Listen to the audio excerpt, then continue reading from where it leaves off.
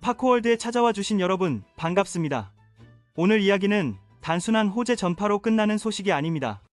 해외 매체 코인피디아 보도에 따르면 실리콘밸리의 대표적인 벤처 캐피털 중 하나인 율루벤처스 (ULU) 벤처스가 파이 네트워크를 자사 공식 포트폴리오에 편입했습니다.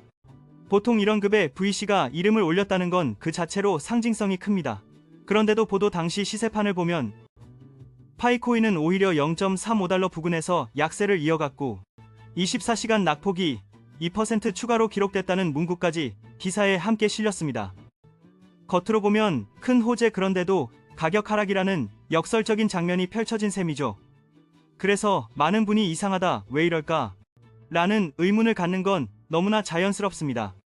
이 주제를 준비하며 느낀 건 하나였습니다.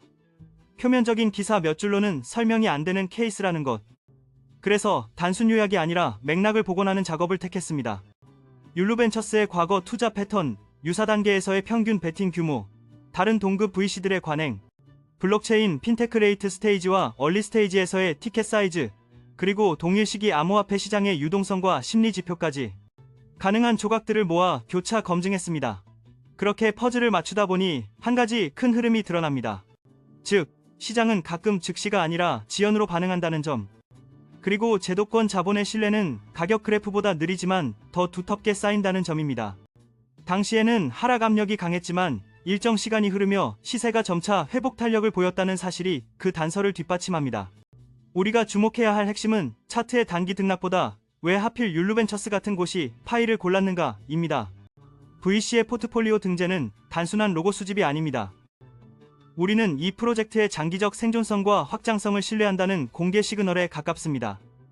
그렇다면 첫 질문은 자연스럽습니다. 율루벤처스는 어떤 성격의 투자사이며 파이에 어느 정도 스킨을 걸었을까? 알려진 바에 따르면 율루벤처스는 2025년 기준으로 약 4억 달러 이상의 자산을 운용 중이며 최근 약 2억 800만 달러 규모의 신규 펀드를 결성했습니다.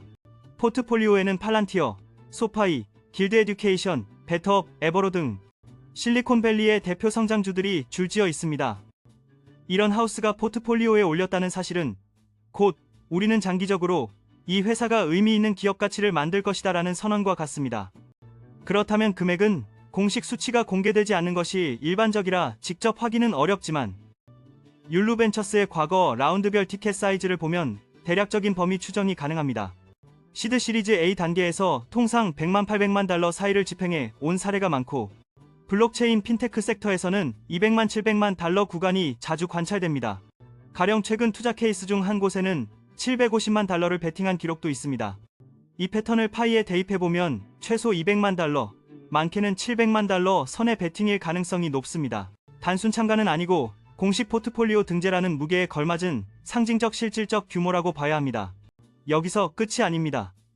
파이 네트워크에는 율루벤처스 외에도 두 곳의 실리콘밸리 VC가 관여했다는 정황이 잇따라 보도되었습니다. 바로 137 벤처스와 디자이너 펀드입니다. 두 회사의 성격은 꽤 다릅니다. 먼저 137 벤처스는 운용자산 AUM 30억 달러 이상으로 알려진 대형 하우스입니다. 이들은 초기부터 후기까지 단계별로 유연하게 투자하며 특히 창업자 임직원 보유 지분에 유동성을 제공하는 구조적 솔루션으로 이름을 알렸습니다. 포트폴리오의 면면은 더 설명이 필요 없을 정도죠. 스페이스X, 에어비앤비, 스트라이프, 스포티파이, 핀터레스트, 우버 등 이름만 들어도 아는 초대형 유니콘들이 즐비합니다. 이런 하우스가 파이에 베팅했다면 규모는 상황에 따라 다르겠지만 블록체인 핀테크의 초기, 중기 라운드 평균을 감안할 때 500만, 1200만 달러 사이에서 조정되었을 가능성이 큽니다. 보수적으로 잡아도 500만 달러 전후의 티켓이 합리적 추정치로 보입니다. 흥미로운 건 해외 기사들 가운데 Pi Network has officially become part of the portfolio of 137 Ventures 라는 표현이 등장했다는 점입니다. 아직 홈페이지에 즉시 반영되지 않았더라도 내부적으로는 등재 수순을 밟고 있음을 암시하는 문장으로 해석할 수 있습니다. 세 번째는 디자이너 펀드입니다. 이름에서 풍기는 인상 그대로 이 펀드는 디자인과 사용자 경험, UX를 투자 판단의 핵심 축으로 삼습니다. 운용 규모는 상대적으로 작아 약 1억 달러 내외로 알려져 있으나 스트라이프, 노션, 피그마, 구스토처럼 UX 차별화로 산업의 사용 문화를 바꾸는 기업들을 초기에 발굴해온 성과가 돋보입니다. 파이 네트워크가 모바일 친화적 온보딩과 낮은 참여 장벽, 커뮤니티 중심 확장성을 내세웠다는 점을 감안하면 디자이너 펀드의 투자 철학과 정확히 맞물립니다. 투자 규모는 보통 시드 단계에서 100만 500만 달러 사이가 일반적이고 파이에 대해서도 100만 400만 달러 수준의 참여가 가장 합리적으로 추정됩니다.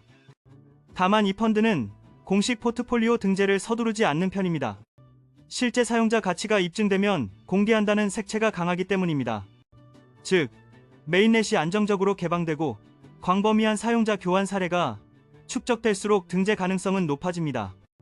그런데 왜 지금 시점에는 율루벤처스만 공식 등재가 빠르게 확인되었을까요? 답은 의외로 간단합니다. 투자사마다 브랜딩 전략과 리스크 관리 기준이 다릅니다. 율루벤처스는 자신들이 확신하는 딜에 대해 비교적 빠르게 우리는 믿는다는 신호를 밖으로 던지는 스타일이고, 반면 137벤처스처럼 대규모 AUM을 운용하는 하우스는 외부 표기를 더 보수적으로 관리하는 경향이 있습니다. 회수 전략이 가시화되거나 규제 거래소, 거버넌스 등 제도권 진입 조건이 일정 수준 충족된 시점에 브랜드 리스크 없이 로고를 올리는 방식입니다. 디자이너 펀드는 철학적 이유가 큽니다. 사용자 사랑 이 데이터로 검증될 때 공개한다는 원칙이 강합니다. 따라서 지금은 율루만 올렸다가 아니라 셋 다 신뢰하되 공개 타이밍이 다르다로 있는 것이 정확합니다. 그렇다면 총합은 어느 정도일까요? 합리적인 보수 추정을 해보겠습니다.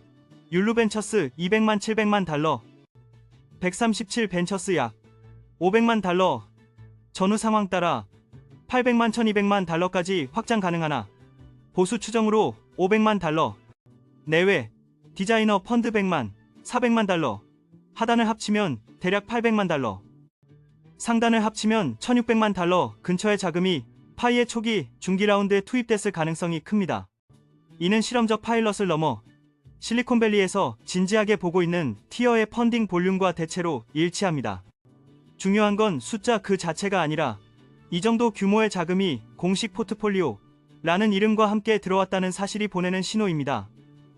즉, 제도권 자본이 파이의 장기적 궤적을 긍정적으로 본다는 뜻입니다. 다시 초반의 질문으로 돌아가 보겠습니다. 그렇다면 왜 기사 당시에는 가격이 오히려 눌렸을까? 첫째, 유동성의 목줄이 여전히 타이트했습니다. 글로벌 메이저 거래소 상장과 브릿지, 시장 참여 채널이 충분히 열려있지 않다면 수요가 늘어도 가격 반영에는 시간이 걸립니다. 둘째, 심리의 시간차입니다. VC 포트폴리오 등재 같은 뉴스는 업계 내부자에겐 즉각적인 신뢰 신호지만 리테일의 인지 학습 확산에는 시간이 필요합니다. 셋째, 2025년 여름 당시의 것이 환경은 암호화폐 전반에 역풍을 불던 국면이었습니다. 지수금 매도세 앞에서는 개별 호재가 소음에 묻히기 쉽습니다. 넷째, 토크노믹스와 실사용 간의 전달 메커니즘이 아직 충분히 상호작용하지 못했습니다. 사용자 증가와 가격 형성 사이에 존재하는 간극을 메우려면 실제 유틸리티가 유통과 수요 곡선에 구조적으로 연결되어야 합니다. 이 모든 걸 합치면 하나의 결론이 보입니다. 단기 차트는 뉴스와 엇박자를 낼 수 있다. 하지만 신뢰의 누적은 결국 펀더멘털로 이어진다. 율루벤처스의 공식 포트폴리오 등재는 일회성 이벤트가 아니라 파이가 제도권 투자자, 지형 속으로 들어가는 초입임을 알리는 신호탄입니다. 137벤처스의 추후 공식화 가능성과 디자이너 펀드의 조건부 공개 원칙을 고려하면 한 곳의 깜짝 호재가 아니라 세 곳의 상이한 철학이 공통분모에서 만난 사건으로 익혀야 합니다. 바로 그 공통분모는 장기성 유틸리티 사용자 경험입니다.